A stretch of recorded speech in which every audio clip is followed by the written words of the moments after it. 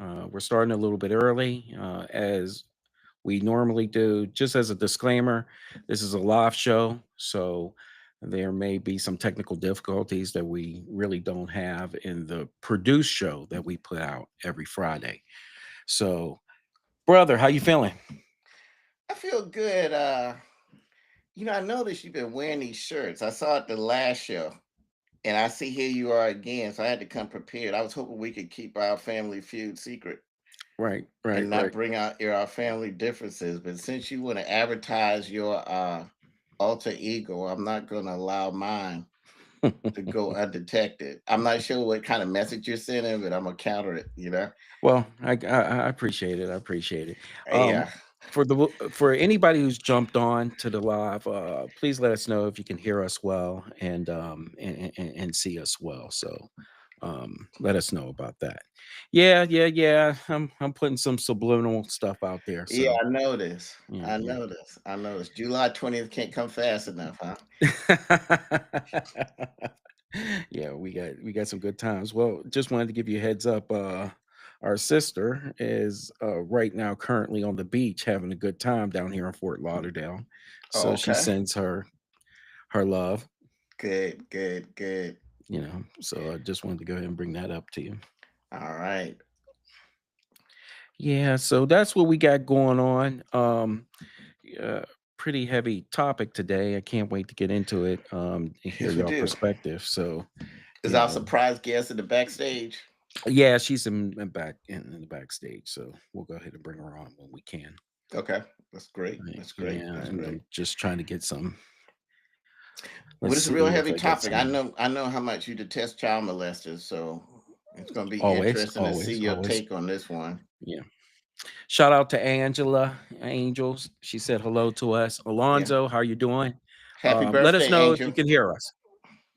Yes, yes, yes. Happy birthday. So good to hear. So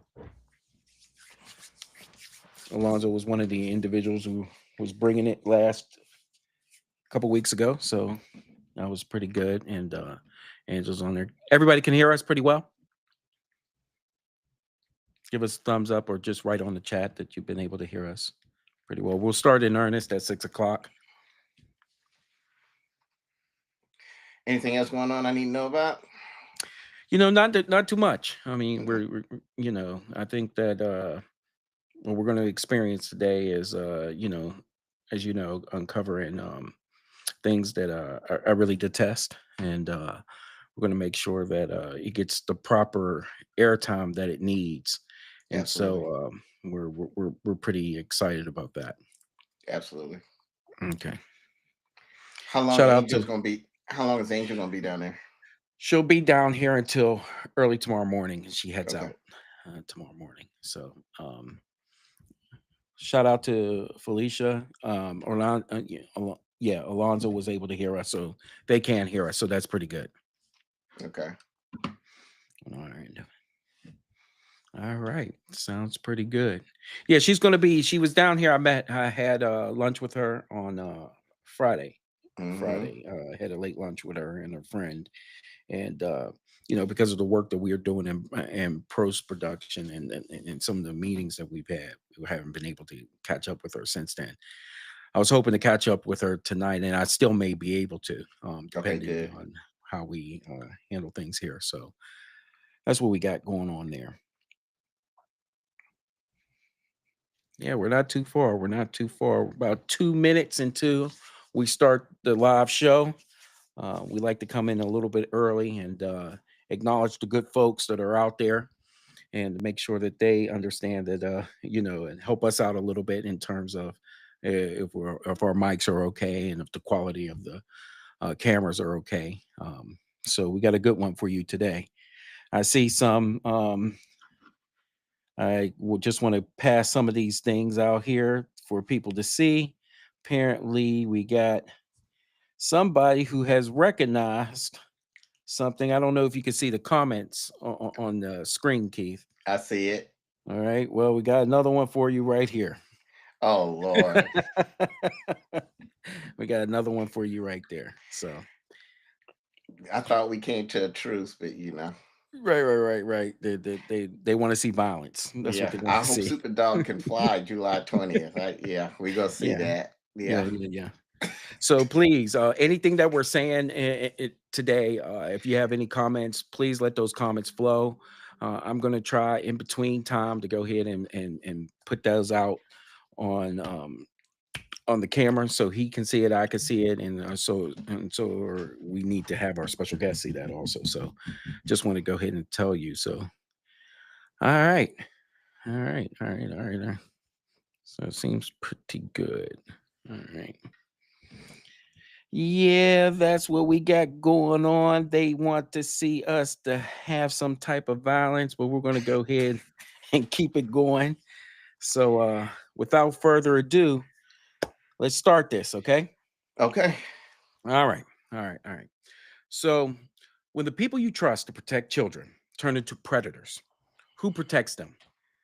Tonight, we expose the horrifying betrayal inside Georgia's Rainbow House. A house of hope turns into a house of horror. They were supposed to protect them. Instead, they betrayed them. Tonight, we're going to pull the curtains back on what really happened in the Rainbow House, the so called safe haven for children in Clayton County, Georgia, where the ones sworn to guard the vulnerable become the monsters at the gate. So, Keith, this starts back in March 2023. A bombshell drops, and Caleb Randolph, a trusted employee and son of the executive director herself, is arrested for statutory rape and child molestation inside the walls of Rainbow House. And it gets worse, as you know. Mia Kimber, the woman running the entire operation, she knew about it. And in a botched and uncoordinated investigation that is still should be ongoing, um, they arrested the program director. They arrested the manager because, according to these investigators, they knew and failed to report. We have news on that also. But this wasn't just one predator, it was a network of negligence, a circle of silence, a systemic collapse from the top down. We're talking about a 15-year-old girl. She was abused and lied on. Now, get this and listen to this. She was shipped out of that shelter under fake allegations, all while these trusted adults were there to protect her. And the only thing they did was protect their jobs and their reputations and consequently each other. So the police allegedly found proof in the offices of signed reports, documentation of misconduct, but no one sounded the alarm. Even after the first arrest, the dysfunction continued. More victims came forward, and still, many board members claim they had no knowledge, no idea, or was it no backbone? This multi part series is going to dig in a little bit deeper on who on the board was asleep at the wheel, where was the accountability, and how does an executive director cover up her own son's crime and not a single whistle blows? So buckle up. Tonight, we're going to go ahead and tell a little bit of this story. And what we're doing is we're demanding where's the justice at this point. Today, I have with me retired Sheriff Victor Hill. Welcome, welcome. Thank you, brother. And one thing I want to make clear before we start looking at the first video, for those who don't know, aren't familiar with us, um, I'm the former sheriff of the county that you're talking about. So all of the players in this, I'm aware of. And to add icing to the cake, you got to understand that the board of directors, the chairman of that board, when all of this was going on, is the district attorney of Clayton County, who is still the sitting district attorney to this day. And I think instead of going into too many details right now, let's play the news clip and then let's have our special guest come out. And then you're going to see this tangled web of cover up by the top prosecutor in the county, whose job is to protect children, not to allow something like this to happen. Correct. I'm Kevin Roberts, Chief of Police for the Clayton County Police Department, and it's tragic that we are meeting this afternoon in reference to an incident involving juveniles being victimized by individuals entrusted with their care and safety. As it relates to this particular incident, on March 14th, one of our captains was provided with an anonymous tip about sexual misconduct occurring at the Rainbow House in Jonesboro after the whistleblower realized their reports had not been investigated. Good afternoon. On Wednesday, March 15th, 2023, the Clayton County Police Department's Human Trafficking Unit Commander received an anonymous tip in reference to sexual misconduct possibly occurring at the Rainbow House, Inc., Jonesboro, Georgia, 30236, in Clayton County, Georgia. An investigation was launched which revealed that Rainbow House, Inc., Jonesboro location employee 25-year-old Caleb Randolph, who is also the son of Facility Executive Director 55-year-old Mia Chanel Kimber, had engaged in inappropriate sexual conduct with at least one child who had been placed at the facility. Additionally, the investigation revealed that Mia Kimber, 53-year-old Monica Jones, who is the Program Director of Child Advocacy Center, both had direct knowledge of the misconduct and failed to report misconduct to law enforcement officials. Both Kimber and Monica Jones failed to take corrective action and instead engaged in a cover-up scheme which resulted in the juvenile victim being removed from the facility based on false allegations. Caleb Randolph was initially fired and rehired a short time later, only 1.5 weeks later, and since has been actively employed with Rainbow House, Inc., where he had been allowed to interact with juveniles at the facility until he was arrested by Clayton County Police Department during the early morning hours of Thursday, March 16, 2023. The investigation is ongoing and additional arrests may be forthcoming as detectives continue to investigate this misconduct of the Rainbow House, Inc. Jonesboro location. As the investigation continued, Lieutenant Marbury and I continued to unveil more disturbing behavior by adults that were supposed to protect the juveniles. We found that their behavior was criminal, greed, unprofessional, negligent, and not in the best interest of the juveniles. It was like watching a Netflix series unfold right before our eyes.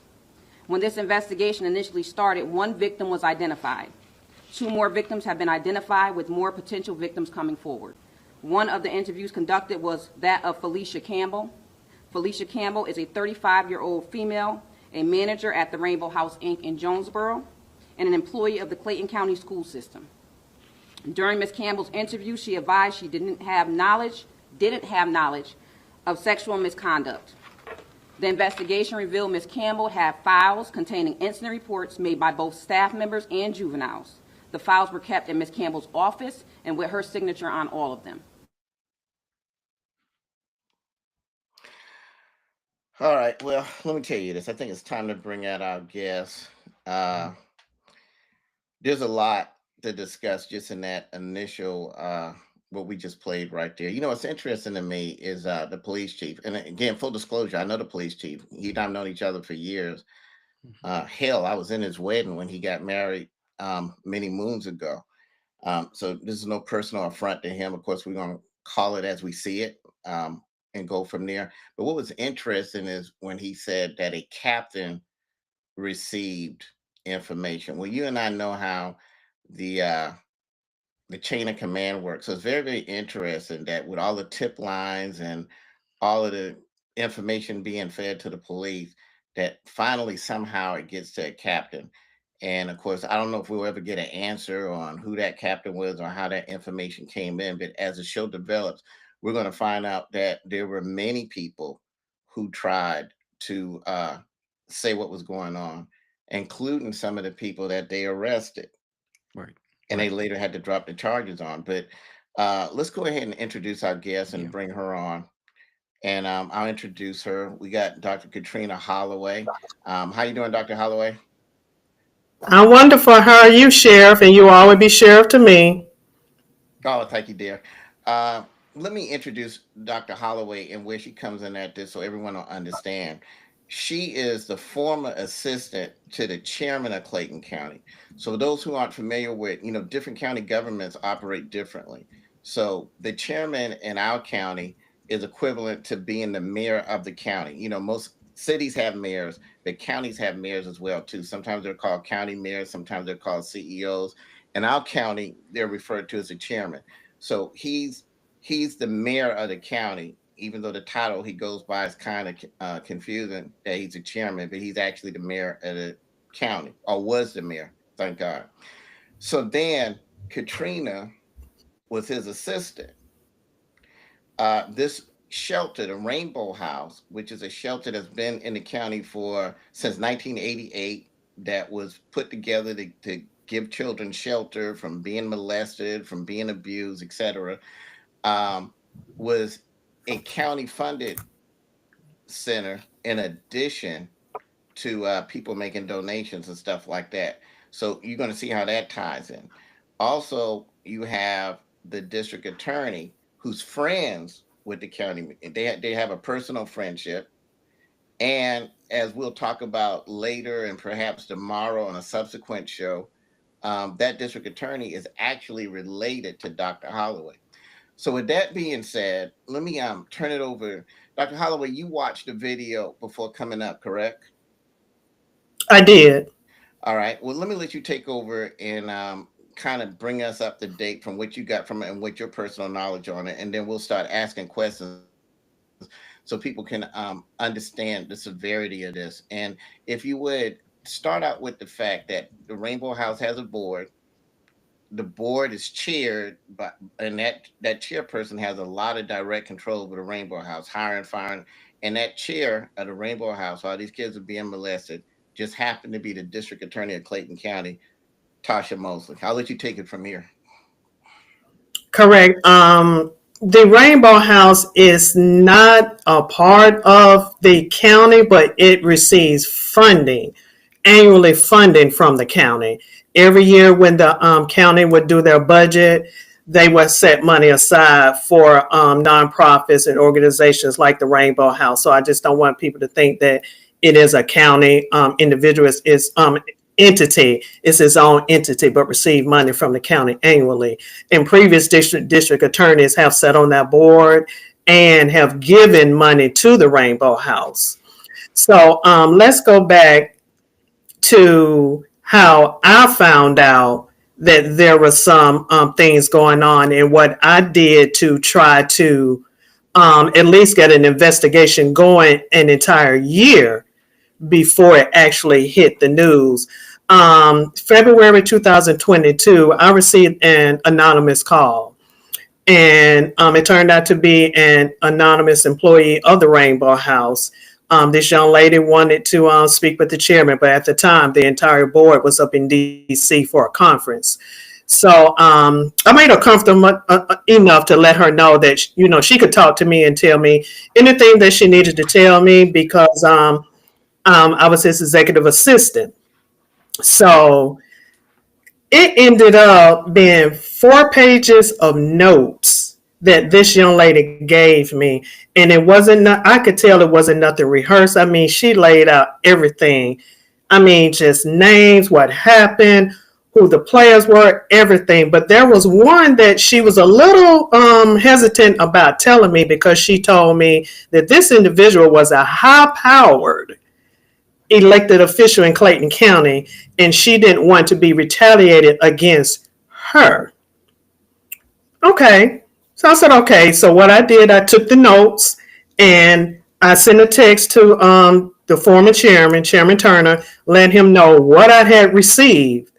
And I want to let people know that my position is not mandated by the state, federal government, or anything to report, but it's a moral responsibility to report something like that, because to have children that was already victimized to come to a facility where they're supposed to be protected, they were re-victimized by staff, some of the staff members that was there. So I took that to heart and serious. So laid out everything. I mean, laid it out 4 pages worth. Text him, let him know that, hey, this is what came to me. He said, okay, print it out. When I get back, I'll read it. So a couple days later, we came back to the office. It was already on his desk. So the following morning when I came in, no one is allowed to go into the chairman's office unless there was a police officer or myself, because we had to watch the custodians to make sure they didn't ramble or go through anything in his office. So this particular morning, myself and one of the police officers, because the Board of Commissioner have on-site security, which is Clayton County PD. They're responsible for the security for the Board of Commissioners. So one of the officer came to unlock his door. I was already getting ready to go in there. And so there's a particular time, like custodian come like 2 times a day, the morning and then the afternoon. And if you put anything in the trash in a certain time, it's left over from the next day. So it's in there the next morning. So I happen to look in the trash can and I see my 4 pages of notes that I stayed on the phone with this young lady for a little over an hour, listening to her report, just lay everything out. She basically laid the case out in those 4 pages of notes.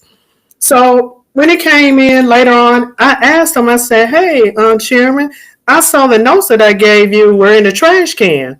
He told me, oh, that's just a disgruntled employee. Let me stop Okay. you right there, Can I stop? Yeah, Yeah. I want to ask a question if you don't mind. Jerome, before you ask the question, let's make sure we know the viewers know what they're looking at. To the left is District Attorney Tasha Mosley. To the right is the former chairman of Clayton County. There's a new chairman now, so that people know exactly who they're seeing on the screen. So you got the district attorney and the former chairman. You know, let me just say this. The pictures look very clownish, but they're not made up pictures. Those are actual pictures. That's him at a Those State are of the Union actual. address. And that's how he chose to address the county about the state of the county, which is probably why the county is not in a good state. And that's actually the district attorney at a particular event. But you know, these type of stories aren't funny clown stories. They're sad clown stories. But go ahead, Jerome. Yeah. Yeah, my question that I have is that once you discovered that, this was before or is this after the charges were made public? Oh no, this was an entire year before, because I received the information February 2022. Nothing took place until March, 2023. Mm-hmm. So that was a whole entire year and an extra month for the molestation to continue. Okay, and when you have something like that going on, you have a duty to report. Do you know if he reported any of this? Well, see, this, in hindsight, I'm thinking in order for him to say that it was a disgruntled employee, he had to call District Attorney Tasha Mosley and told her what I had received and what the details were of those 4-page notes that I had given him. And she was the one that told him, oh, it was a disgruntled employee. But let me say something here quickly to sum this up. February 2022, I received that information. 3 months later, May 19th, 2022, she submitted documents to the state removing her as the CEO of the Rainbow House and put Mia Kimber as the CEO of the Rainbow House, because she knew this thing was going to hit the fan. So when it hit the fan, it wasn't under my watch. It was under Mia Kimber's watch. But she knew it was coming down. Okay. There's one thing I need to interject that we need to understand too. So you got the chairman that he gets all this information about children being molested at a shelter for kids, and it's very obvious. We know that both of them are good friends, and they'll come out, especially tomorrow when we do another segment dealing with something else. But keep in mind, he's not just the mayor of the county; he's the former police chief. So he has a law enforcement background.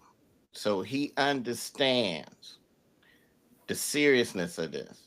He understands that he's a mandated reporter. Even if his position didn't make him a mandated reporter, just the fact that you're the ex police chief should be Mm-hmm. enough common sense to know, hey, this is serious. This needs to be dealt with. It doesn't need to be brushed under the rug. There's children being abused.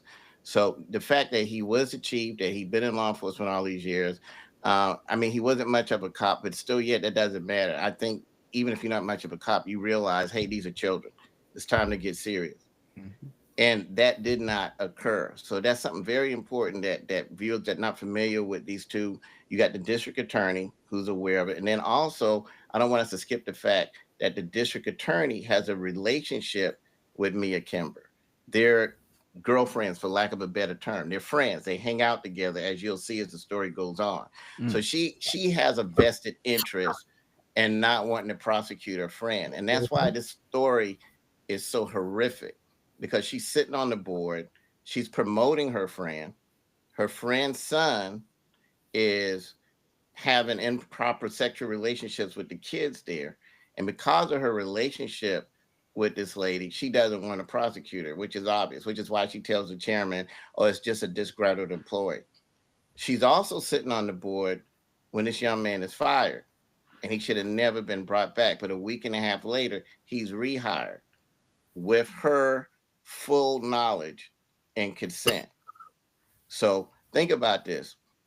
You got the sitting mayor, Hmm. chairman, we call it, and you got the district attorney, the highest prosecutor in the land in that particular jurisdiction, not in the state. Of course, that's the AG. If you're sitting on that board, that should be the safest place for kids.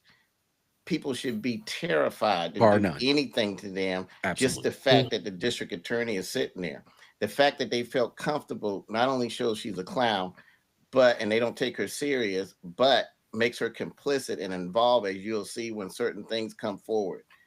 Um, y'all go ahead and take it from there. Are you talking to me, Sheriff? Yes. Yeah, Yes. yeah, yeah, yeah. Well, Jerome, I don't know if you had another question, but No, if no, no, not, no. I just find it very rich that you have two of the most powerful people in the county.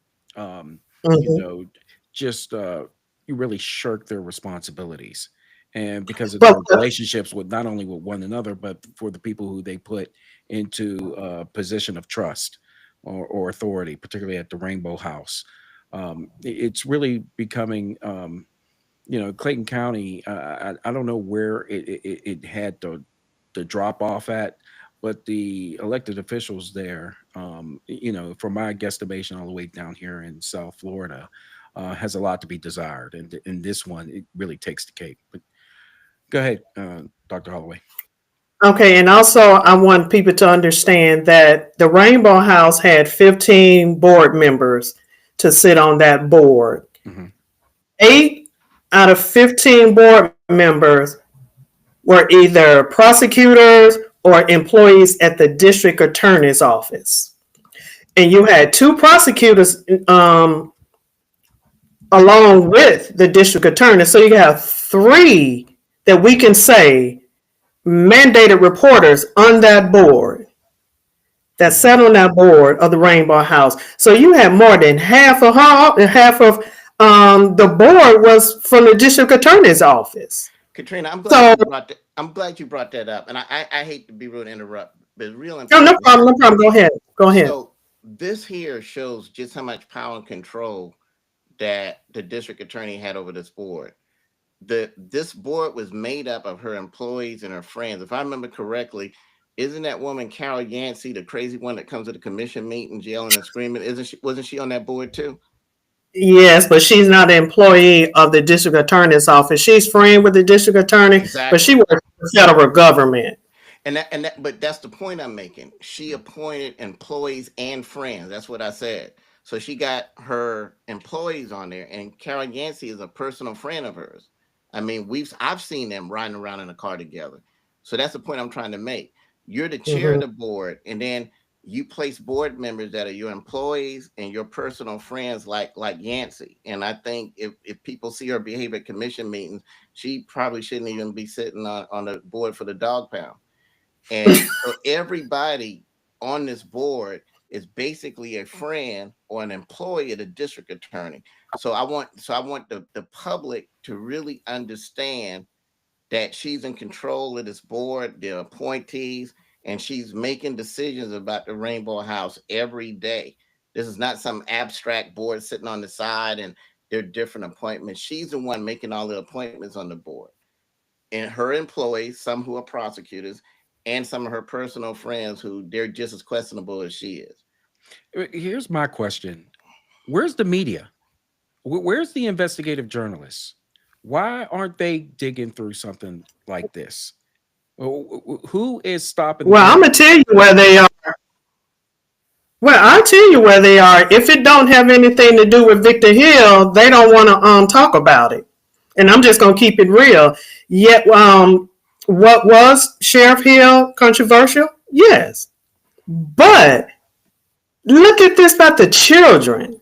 I call them babies. The babies. They come in there to be protected, but they re-victimize. And then the young lady that Kayla Randolph was convicted of molesting, that's the only young lady, that's the only baby that has gotten some sense of justice. She's not the only one. There's more. Right. There's more, but for some reason, I guess they have, and because this, and here's another thing that the public don't understand. Not only did he molest this child and did other things to this child, his mother, Mia Kimber, was in the process of trying to adopt this girl. School me. You can't make this up. You're trying to adopt the child that your son is molesting as your daughter so your son can have 24/7 access to her. And let me add, that's This bizarre. this is some diabolical stuff right here. That is bizarre. And let me just add something to what you were asking about, Jerome. And take me out the picture. Mhm. You know, again, that's why so many people are moving away from mainstream media and they're turning more to podcasts like the ones we're having or whatever, because mainstream media is giving surface stories and they give just enough for the ratings for the day. Some of it has to Mm-hmm. do, some of it is political, some of it has to do with relationships. Some of them might rather not cover a story on the district attorney because they want to have access to her to get information so they can do stories on other crimes. Sure. And meanwhile, when they do that, allegedly they're supposed to be transparent. Allegedly they're supposed to get to the bottom of things to help protect the public. But at the end of the day, they're private corporations that make money off of advertisements. And the bottom line is they're trying to make money, and they're not really looking for the truth. They're looking for a story. Yeah. There's a difference. I mean, is with reporters that came up with the saying, "Let's not let the facts get in the way of a good story." So that's what we got to look at and realize, because a situation like this, you would think that there would be an investigative reporter all over this.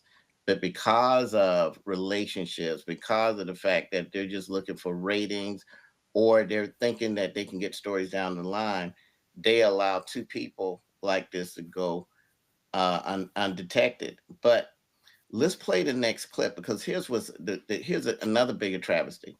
Two people were arrested for not reporting Mm. this, but they had to drop the charges because they did report it, and there's police They reports did on file. report it. Right, so it was a botch investigation, but the two people who we're looking at right now on the screen had full knowledge of it, didn't report it, and they weren't arrested. And we want to get into that politics and why, but let's look at that next video of the press conference and get some facts out of that as we keep going. Okay. Suspects that are in custody and their charges. Caleb Xavier Randolph was arrested on March 16, 2023 on the following charges: child molestation, statutory rape, sexual assault of a person over whom have supervisory or disciplinary authority over, sexual assault by facility employee agent volunteer. Mia Chanel Kimber was arrested on March 18, 2023. Monica Shanora Jones was arrested on March 20, 2023. They both were arrested on the following charges: child molestation, a party to a crime; statutory rape, a party to a crime; sexual assault of a person over whom have supervisory, disciplinary authority over, a party to a crime; sexual assault by facility employee agent volunteer, a party to a crime; Sexual exploitation, party to a crime. Mandated reporter, failed to mandate. Felicia Marie Campbell was arrested on March 23, 2023 at Lovejoy High School for the following charges. Mandated reporter, failure to mandate. We allegedly... That was one of the other individuals, Felicia Campbell, correct?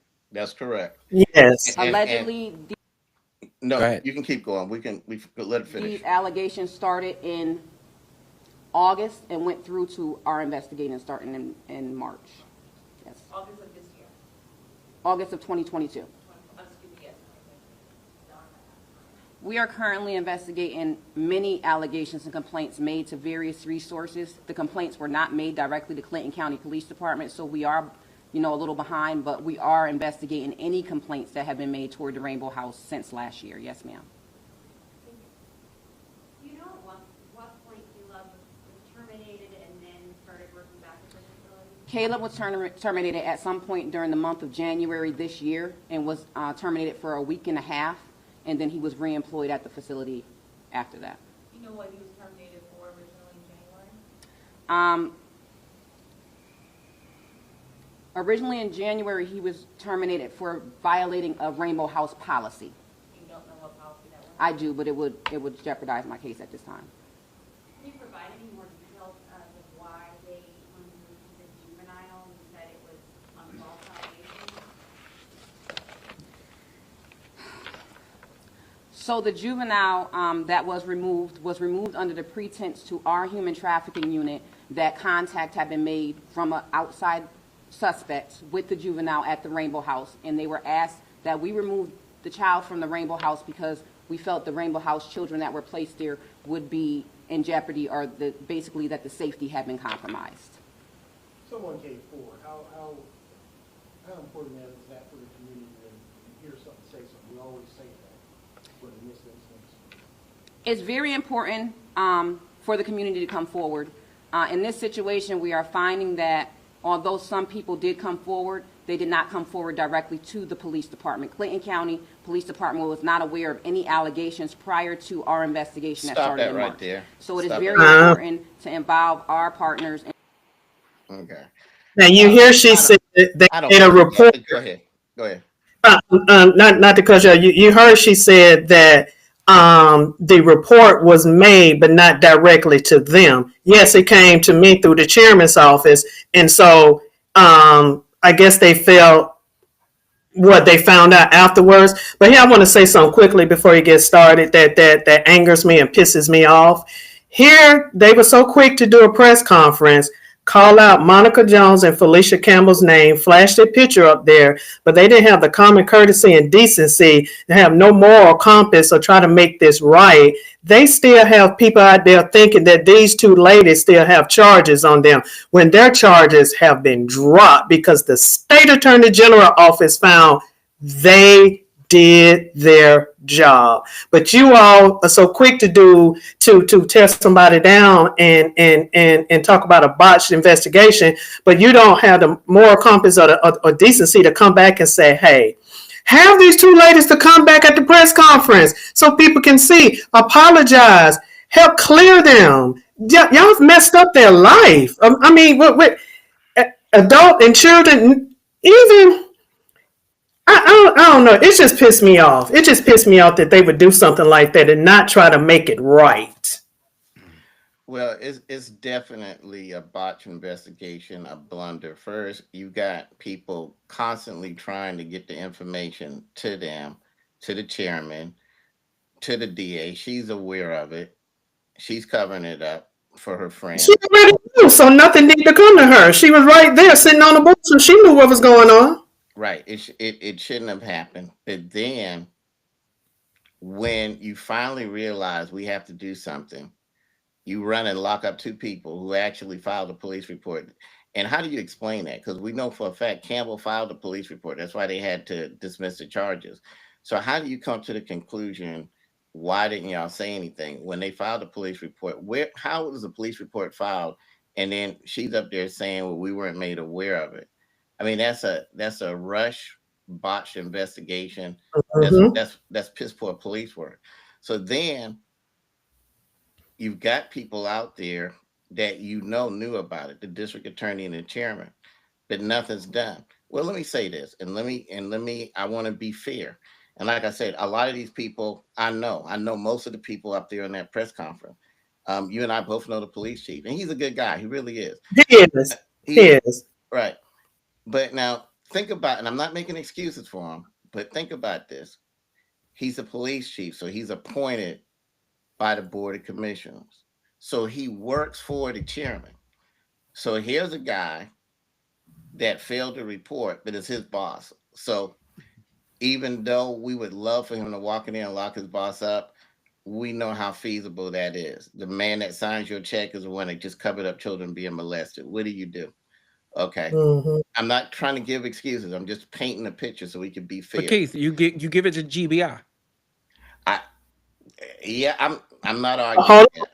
I'm not arguing with hold, that hold. at all. Right. I'm not Can I interject real quickly? Mhm. How at the time, the GBI director was Mike Register. He's a good friend of Turner and Mosley. He would tell you that Mosley is a very good friend of his, and then Turner was in Mike Register's wedding. So Yeah, how's the I get GBI that. director going to do his job to his two good friends? I get that. But when you're talking about a failure to report, right? And then uh, what you want to do is absolutely pressure burst pipes. You still go ahead and report it to GBI, just on the fact to CYA yourself. If they did nothing with it, then they get ensnarled into this.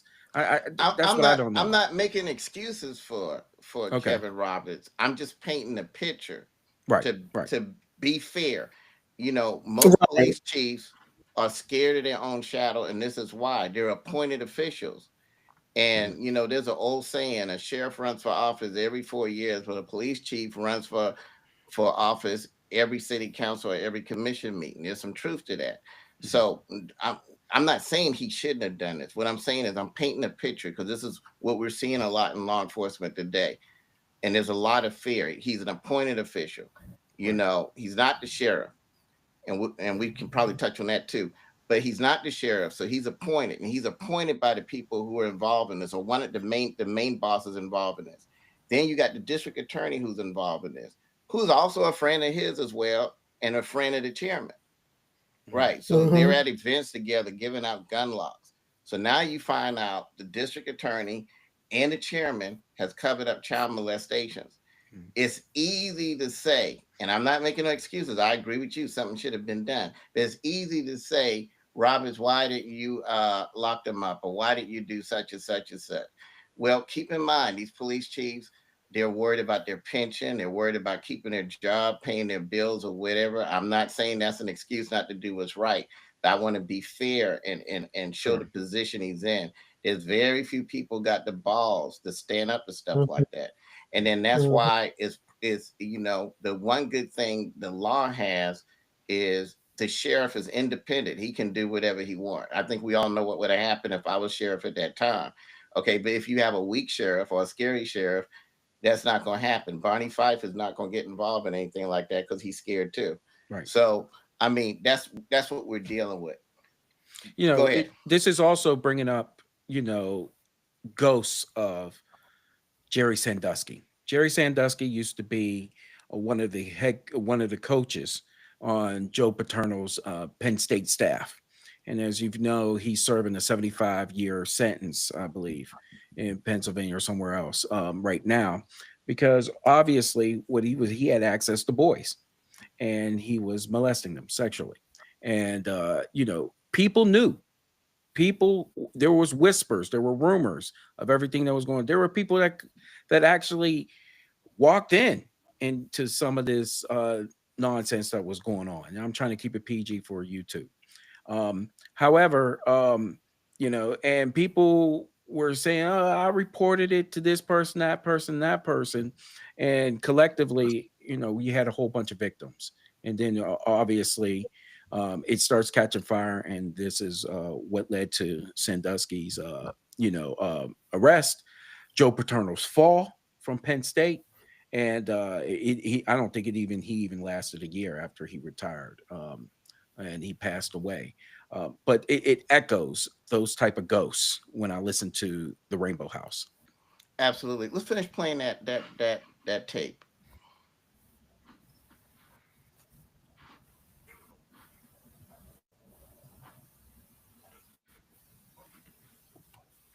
Partners and to come forward and advise of these reports of allegations. However, we cannot control what other agencies did or did not do. We can only take it from today. So I'm glad we played that last part. That's another thing that the investigator said that was interesting. She said that there were reports, or there were some type of lapse with DFACS, which is Department of Family and Children Services and stuff like that. But she said, unfortunately, we can't control what happens. What's interesting is we don't know what did happen. Was there an investigation at DFACS? Who dropped the ball at DFACS? Who did not go forward with it? Why? Is it because they knew Tasha Mosley was on the board and involved? What was the disciplinary action, if any? So what you got is a bunch of apathy, a bunch of dysfunctional organizations, and you're telling me that you got a police department. And let me tell you something, Clayton County Police will always be near and dear to my heart. I spent 12 years of my life there, 10 years in homicide before I was elected sheriff. And so, like I said, I know most of those people there. And but you got a police agency that's trained to handle that. You got DFACS, you got all of these things, and you're telling me that no one could figure out what to do or to move forward with it until it became too late and they have to do something. And like you say, two of the most powerful figures in the county. Well, they may not be powerful figures, but they hold powerful positions. Correct. Both of them did not see the need to do anything. One throws it in the trash can after speaking to the district attorney, oh, that's just a disgruntled employee. And then the other one does something. And that's another problem we see with situations like this. When people don't listen, and that happens a lot, unfortunately, with victims of molestation, they're often not believed. And usually we see this inside households. We see it where, okay, it's an uncle, it's a brother. Well, no, Uncle Charlie would never do this or whatever like that. And the Right. child is not believed. And we've talked about this, preaching about this. We've been trained as law enforcement officials to look at that and, hey, listen, we got to at least, we can't just assume. We've got to Right. check Can't. and verify that this is not true. And now we see that on a larger scale. But this scale, this is not Uncle Charlie. This is the district attorney and the chairman, which is the equivalent of the mayor, who, oh, we just not going to believe them. And of course, everything rises and falls with leadership. So if the people who work for these people, and a lot of people work for them, the chief of police, everybody works for the chairman on appointed levels, he's throwing it in a trash can. So what do you expect from them? And they're in a weird predicament. I'm not making any excuses. I'm not saying, hey, he's absolved of all responsibility, but he's in a very precarious position. His boss threw it in the trash can. His boss is friends with the district attorney. He has to work with the district attorney and go out and smile and give out gun locks to protect kids when you're allowing these kids to be molested. Mhm. Yeah. Do we know what the SOL is? Statute of limitations is for this? I That's a, don't. well, on child molestation, there shouldn't be Shouldn't, a right? there's no there's no statute of limitation on that. I think what we have to look at is a statute of limitation on failure to report. And I think Correct. with the district attorney, we need to look on a statute of limitation of violation of oath, because there's more to this story as you're getting ready to hear from Katrina Holloway. And at the very least, District Attorney Tasha Mosley is guilty of violating her oath of office. But before we get into those more horrific details with Dr. Holloway, let's play that final tape. Okay.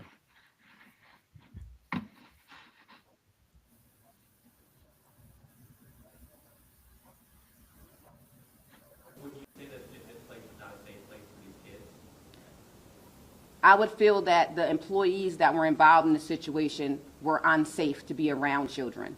Not Stop. necessarily that the facility itself was. Okay, so that's interesting. You got a news reporter asking, would you say it's unsafe? Now you got the investigators saying, well, I wouldn't say it was an unsafe facility. I'm saying that people are unsafe to be around the children. Well, that's true. You Mhm. got the director and her son, but also you got the district attorney sitting there, and you're going to hear some more details from Dr. Holloway, where they were unsafe around the district attorney. And then the head guy of the county doesn't even care enough that he throws the stuff in the trash can. So they're not just unsafe from the employees, they're unsafe from the two top officials there. But go ahead and keep playing. Unsafe. That attorney said in the statement that they had already set up to meet with officers and that the officers just did not wait 2 more hours and instead arrested her at the school, and that she had information that she was going to share with the officers, meaning like she was cooperating with police. Is there any truth to that statement? That is a negative. With any situation where we have suspects, they are allowed the opportunity to come in and speak with us. We did allow that opportunity to her, and the arrest warrants were obtained the day before we spoke with the lawyer. Stop right there. Thank you. So they're talking about Felicia Campbell. That is so, yeah, I'm not pulling punches. That's an asinine statement. If you took the warrant for her before she came in, Mhm. maybe if you would have talked to her first, you would have seen the police report where she tried to report, hey, there's something happening to the kids at the Rainbow House. Y'all need to look into it. Mhm. So you take the arrest warrant, she comes in, gets arrested, and then you later have to drop the charges. But Right. then miraculously the investigation stops. Nothing else happens from this point on. For those who that don't know, we haven't brought this up. Caleb is in prison now, and he's been sentenced. His mother, who's friends with the district attorney, is still out on bond. Isn't that ironic? Isn't that some strange timing? And you got to wonder, are they waiting for time to pass by to see if they can get her out of it because of the relationship? Why is Mhm. she still out on bond? Is she going to trial? Well, if not, when is she going to trial? She's still walking around free. Right. And so, She. hell, she's a danger to kids as far as I'm concerned. Me too. I mean, she's complicit. Exactly. Hmm. Yeah. And throw the district attorney in there while you're talking, but go ahead and push play. Thank you. And there may be additional arrests forthcoming, and the investigation is ongoing. I will say this: any mandated reporter that fail to uphold their duty to these victims will be held accountable. And I ask that any pertinent information to this investigation be submitted to our agency at phone number 770-603-5266. Stop. Was that? Yeah, Yeah. stop right there. Okay, I hope Right. that phone number is still good. Right. But we've got Holloway. We got two more guests coming on that has direct knowledge next week and week after next. And when you put this all together, we know two mandated reporters that didn't report, and that's the district attorney Tasha Mosley and the former chairman. And you have the chief saying that all mandated reporters will be held accountable. Um, I know he's in a precarious situation, but guess what? Turner's not the chairman anymore, so he ain't got to worry about that. So, Right. I get that. At exactly, this he point can in right, time, do you even exactly. trust the Clayton County PD now to really do the investigation? Maybe this does need to go up to GBI. No, it does. I mean, first of all, it's a very precarious situation. They there's relationships there. Right. And most people, Sun Tzu said something interesting in the art of war that very few leaders can do. And he said that you have to be consistent with rewards and punishments, and you got to be able to punish those closest to you. Let me translate that. That means if you don't like a person and they pull a child from a burning building, you've got to reward them. Hmm. But if there's another person that's screwing up and he's your best friend or your nephew or whatever, you got to punish him like you would punish somebody you don't know. Most people don't have the heart to do that. Sun Tzu was a rare breed, and it's hard to find people who can do that. So Right. that's why we have that's why things are in place. Okay, this is something the AG may have to come in on. This is something the GBI has to come in on. I agree. I mean, I would want to see him in that predicament anyway. He doesn't want to be in that predicament. He has relationships with those people, but But They this should be saves him, allowed. doesn't it? What- It moves him out the way. Exactly, exactly, exactly. And that's really what needs to happen here at that particular point. But you're right. Go right ahead. 6. We thank you for your time. So I noticed that authorities were also calling for anyone to come forward with any new information that might help with the investigation. Why do you think that is? My guess is that if they assumed that if this happened in August, it was probably an ongoing problem. And it's quite possible. There were some questions there about whether other agencies had reacted or learned about this, that other kids had talked about this before the police got involved. Why? What do you think's going on? What's the problem? Well, you've got places with kids who have no parental figures or family to protect them. They're in someone else's power. They don't know who to go to if something happens. And all those things combined with their basic lack of credibility to authorities means that even if they do say something, they're often not believed. Oftentimes, police believe that someone is saying something to get out of trouble. They are lying or malingering because they don't like the situation that they're in. And that presumption often leads to no follow-up and no attempt to find further evidence. We just often put kids in this state in dangerous situations, and it's great that we're holding the people accountable who committed the crime, but we still aren't doing anything to talk about the judges who send kids there, the DFACS workers who aren't investigating the case, and all the other parts of the system that made this possible. We have fixed the fox in the hen house, but we haven't closed the door, and that's a problem. What would you specifically be concerned about in this case? Well, first off is the party to a crime liability, right? So in Georgia, if you were a party to a crime, you are fully liable, as if you did it yourself. Did you aid, abet, solicit, encourage? And here, their claim is going to be that these women are parties to the crime because they assisted in the cover-up or put this. All right. So there you have it. You got it from a legal expert, and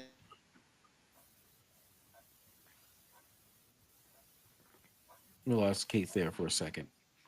Yeah, So this is where I feel as though that Clayton County PD should there's not. 2 foxes that are still. There's 3 that's still out there in the hen house. You got the chairman, you got the district attorney, and you got this lady that's out on bond that miraculously for some reason hasn't gone to trial. Now's a good time for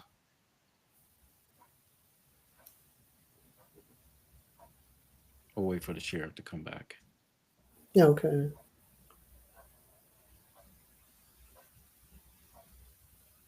But in the meantime, GBI needs. Well, I want to quickly say, okay. right. Yeah, you have frozen, Sheriff, but I just want to quickly say right quick that I piggyback off of what Sheriff stated about Chief Kevin Roberts. I worked with him. He's a great guy. He's in a terrible position because he reports to the entire board. He's appointed, and the board is always threatening any employee that is appointed that all it takes is 3 votes to get rid of them, and they're always threatening them. So he's in a position in that manner as well. And then the district attorney always like to annually have this self-defense class that she always wants to do with Clayton County PD. Where was the protection and the defense of those babies that you set over on that board? You more concerned about doing that than making sure those babies were okay, but you didn't. Dr. Holloway, I got a question to ask you. Were there any federal dollars that was tied to the Rainbow House? That's a good question. I can, somebody gave me a site to go on and put in the Rainbow House, and it pulls up if any nonprofit received any federal dollars. It didn't come up under the Rainbow House, but that's not to say that they didn't get federal funding. They could have gotten federal funding under who the owners, the actual founders. It could have been in their name, which I don't know their name. So they could have received funding in that manner instead of in the name of the Rainbow House. So that would be something that if an outside agency like the GBI or even the FBI come in, they could get that information. That's right. I was thinking that Alonzo made a great point. And so one of the audience members put in a question. can't the FBI get involved? And certainly they can, especially if federal dollars were used. So, Mhm. Well, speaking So of that's something that. Uh, speaking of the feds, we know that they can also get involved when crimes cross state lines. Dr. Holloway, you got some interesting knowledge. First of all, I want you to explain it in the relationship with Tasha Mosley and Mia Kimber. Then I want you to talk about this trip they took with one of the victims and how that victim shouldn't have been taken out of the Rainbow House.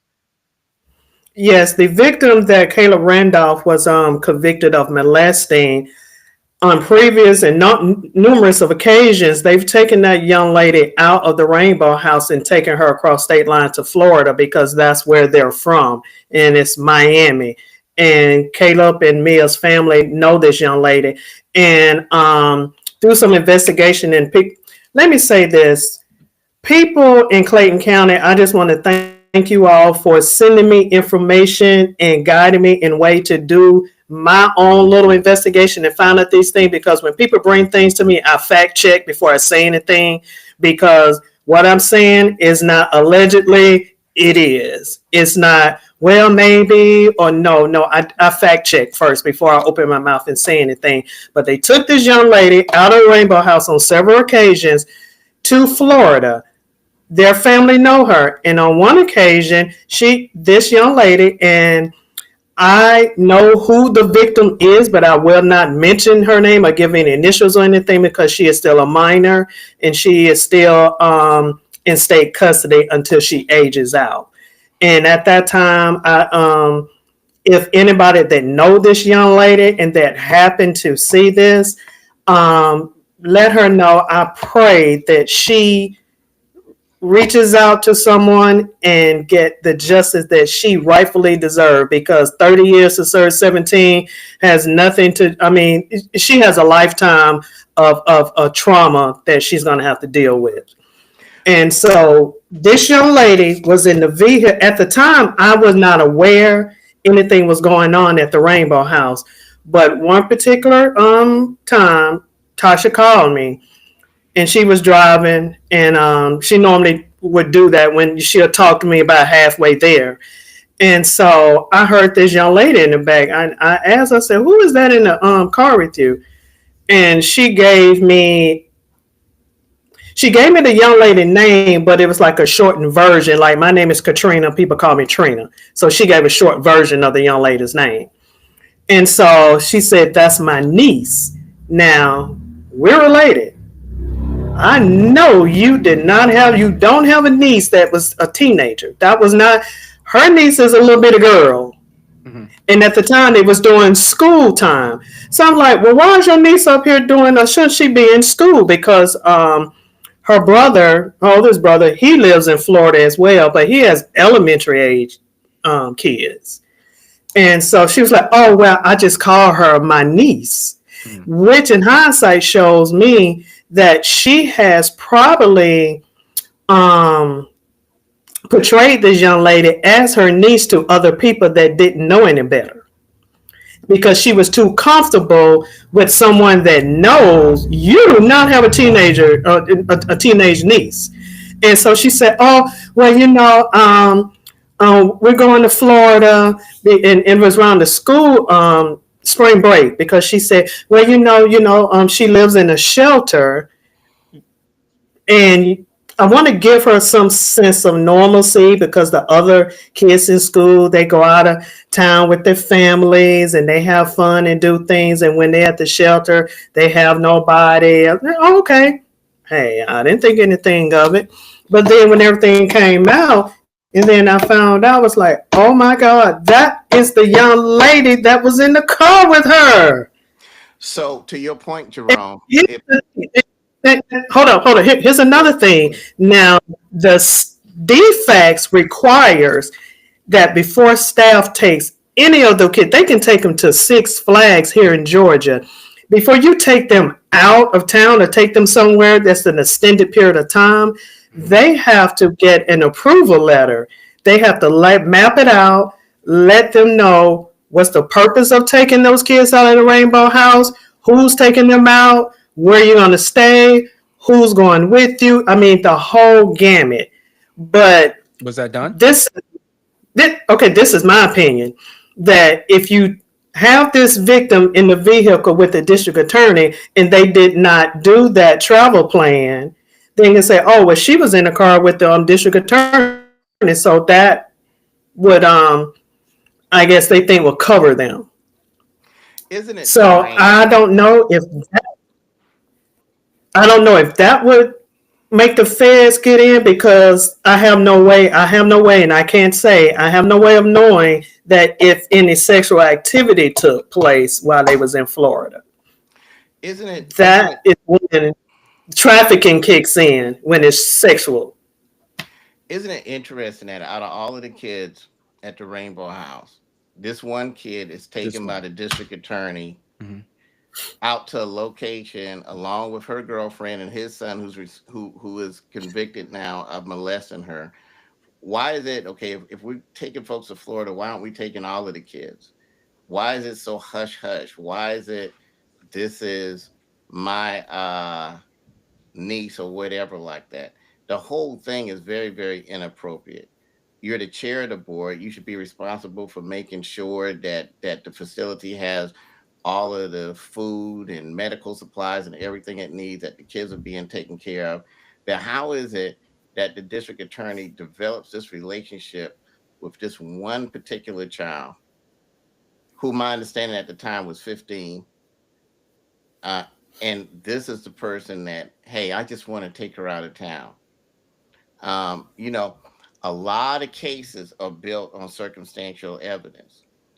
And this is very, very, very serious when you think about it. And I think, like Dr. Holloway said, um, she sent a message out to the young lady. We all hope she's doing well, hope everything. But there's more people out there, and there's more people. I hope that this show makes it to them, so that not that they necessarily need to reach out to us. That's fine if they do. We would love to have them if they want to be here, but that they reach out to the authorities. I hope that number the police chief gave is still good, Yeah. because this case is far from being over. And how do we justify giving the district attorney and the chief of police a pass on, not the chief of police, the former police chief, chairman, then a pass on this? How do we give them a pass on throwing that at the complaint in the garbage can, or sitting on that board and rehiring this kid so he can continue to molest her and other people? How did they get away with a pass on that? And how much did those kids have to endure from the time it actually took for something to actually happen, when this situation could have been stopped? Or how many new victims were they before the time it was stopped? Well, here's another tidbit that is crazy. You have a district attorney covered up and all this stuff, but yet here recently, maybe like a week and a half ago, she made a comment about prosecuting this retired Clayton County teacher that has been charged with child molestation of his students. And she said that she wanted to get justice for this for the little girls that he supposedly that has been indicted on molesting. So as long as she's at the helm and being district attorney, Clayton County will forever not get true justice, because you got somebody that is doing the same thing, that is covering up the same thing, but you prosecuted and getting someone indicted on something that you should be indicted to, Hmm. and nothing has happened. And here's another thing, that in 2019, during my research, I found there was a young boy that used to be in the Rainbow House. He getting in some trouble and everything. He had a probation officer. He shared with the probation officer that he had some sexual contact with Mia Kimber. He reported it in 2019, but nothing happened. And there is a report on that. So maybe then, if that report had been taken seriously by that young man in 2019, where a probation officer reported it, then maybe we wouldn't be here today. And let's keep in mind, the district attorney and Mia Kimber are friends. They're girlfriends. They hang out together. They go to Hmm. Florida together. So that may be one of the main reasons why oh, this is just a disgruntled employee, and why this woman is still walking around free on bond today. And this is a travesty when you think about it. Yeah. Well, maybe if the district attorney would stop trying to play adult kickball and drinking with her employees and having all this fun and push some cases and really do what she's supposed to do, and stop sitting on these boards. You got thousands and thousands of cases that need to be prosecuted, but you're concerned with stuff that has nothing to do with being a district attorney. Nothing at all. I would be And more anybody inclined if she was on the task force or something like that. anybody that talks about the Rainbow House or mention the Rainbow House, either they get charges or they. I want to mention this quickly, if I can, Jerome and Sheriff. There's a young lady, like Kelvin Holmes. Her son, 19-year-old Eric Holmes, was murdered by a Clayton County police officer.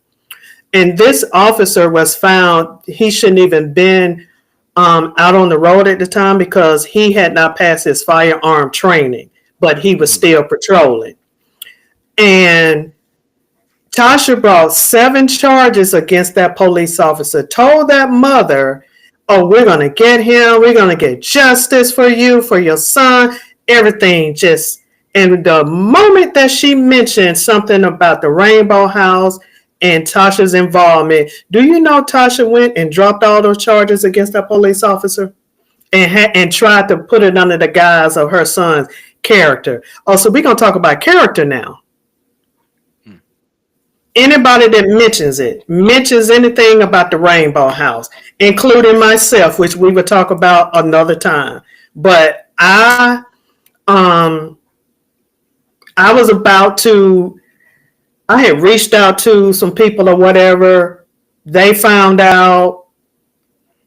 It's yeah. I want to hold that to the next time that I'm on here. If we're going to talk about it, but the Rainbow House is something that if anybody talks about or whatever, it can be detrimental to your case or to your livelihood, impact you, and a lot of people just don't want to go through the hell, the fire and brimstone when it comes to this Rainbow House because there are powerful people that are involved. But anybody that knows me know that I give 2 flying flips about her position, about her.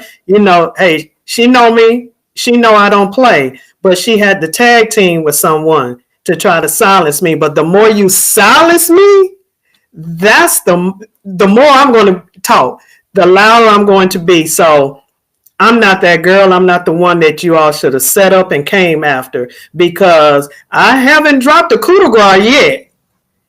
Because the old know when to hold them, know when to fold them.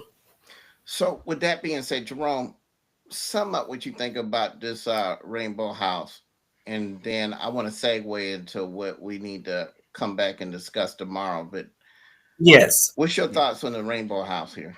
So what I suspect is going on is that you had individuals in positions of power who decided that for whatever reason they used their power to enrich their friends and people that they know, to be in these trusted positions, and there was a failure and there was a cover up. And with that being said, the people who were there to go ahead and do this investigation, they botched it. And with that being said, at this point in time, they can't be trusted to do the investigation from here on out. They can have an ongoing investigation all they want, but this is more so now should be in the hands of GBI and the FBI. At this point in time, you cannot go ahead and Mm-hmm. have a former chair, and I mean the chair of the county, and then you can't have a reigning DA um, have any type of influence that can change trajectory of an investigation, even though people are saying they're independent of it and they'll be fine to do that. We know that that's not usually the case. You get you putting on certain prejudices into something like that. Let's not do that. Let's go ahead and have GBI involved. Let's go ahead and get the FBI involved at this point in time, because there's still some unquestioned. There's some answers that need to be.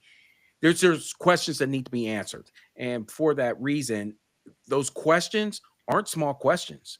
They're Absolutely. very, very, very monumental questions that will go ahead and determine if the citizens of the county of Clayton should continue to have trust in the people that still exist in those positions. Absolutely. And Mm-hmm. again, we also want to extend our sympathy, for lack of a better term, to the people who were arrested for what the district Yeah. attorney and the former chairman is actually guilty of. This show is about the Rainbow House, and we want to keep it germane to that because those children deserve justice, and they deserve this to be looked into. There's no doubt more victims we don't know about that probably went without their cases being fully looked into. There's a whole lot more to it, but we know that entwined in this is a district attorney and a former chairman. Now, there's a part two to this story. We're doing a 3-part series. We're going to have 2 more guests come on with more information with the Rainbow House that further ties the district attorney into it, and probably further ties the former chairman into it. But there's another segment of the story that we're not going to go into today because we want this to be strictly about the children. But Dr. Holloway was actually arrested on a felony charge, and the district attorney was involved in that, even though she is the cousin to Dr. Holloway. And it also involves the former chairman, and it even involves me. And she was accused of actually doing something towards me that she did not do. And that's another story. And I tell you, and that story deserves to be told. So what we're going to do is we're going to come back tomorrow at 7 p.m. Right. And we're going to cover that. And we want to end this here because today this is about the children at the Rainbow House. Correct. It's not about that. Yeah. Right. And we want to further discuss what happened to Dr. Holloway and what happened to her from the district attorney's office. And that's something that's still pending and needs to be addressed today. And I'm sure people want to hear the real story on that, and we'll address that tomorrow. Yeah, let's go ahead and do that. Right. I want to quickly just address that. I pray and hope that if there are any former Rainbow House resident and parents or whoever, if you have information, come forward, tell your story. Because the more powerful it is, because the Rainbow House is one of several things that they came after me to try to silence me, to make me not credible. See, the first thing, the rule of thumb to do, when a person that knows where the bodies are buried, they try to discredit them openly and publicly. So when you come out with this information, oh, Dr. Holloway's lying. Oh, she just saying that because she got arrested. Oh, she's just saying that because she got charges. No, I was about to expose all this. I had everything in place, but I was betrayed by a reporter that told I was going to do this. Yo, yes, we're going to get into that tomorrow. Okay. That's how it, huh? No. I think that we're going to stop it right there, because I think that tomorrow we should end. We should begin with a bang with that right then and there. So, without further ado, I just want to go ahead and tell everyone who had in the audience who subscribed, commented. We really appreciate it. For those who seeing this for the very first time, please, for the algorithm, can you please subscribe and comment and like? And for everyone that's out there that is doing that right now, we really appreciate that. Let's come back at 7 o'clock tomorrow. We'll be back here with retired Sheriff Victor Hill. Honestly, we're going to be back here with you too, Katrina. So we're going to be back with these individuals tomorrow, and we're going to go into the more salacious details that are involved with the Rainbow House. Yes, come back so you can get the real story. And without further ado, brother, I love you. Be safe. Love you and too. We'll talk to you tomorrow. Get a new T-shirt. I'll try to. All right, take care, everyone. T-shirt. Love the t-shirt. That's what I love. It's violence right here. It's brother on brother violence that's going on right now. I'll talk to everyone later. Okay. All right, you take care. All right. All right, bye.